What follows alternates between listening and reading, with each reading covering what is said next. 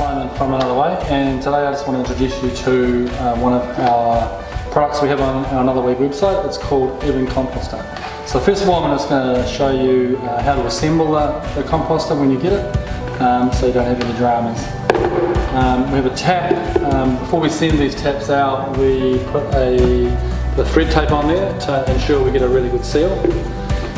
That screws into the hole in the front of the composter, like so. Just make it nice and tight, bring it around the vertical. Also we have a little grate that drops into the composter, like so. A lid. Now the lid sort of looks like it would go on that way up, but it actually goes on this way up, and we'll often have this assembled when you get it, but in case we don't, it's just a matter of pushing it into those little hinges on there, and that settles down really tightly. What I'm going to do now, we ensure that we have coffee grinds that we put into our composter, so we always put in some paper towels just into the bottom there, and that stops any of the coffee grounds and these small pieces of foodstuffs getting into the tap.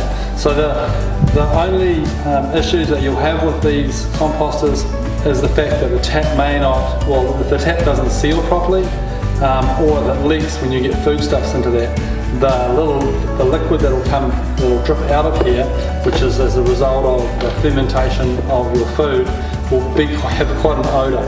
So if you've got any odour with your composter at all, then it will be the tap. Either it may be a faulty tap, which 1 in 1,000, but it's more likely to be a bit of foodstuff in the tap, or it's not sealing properly.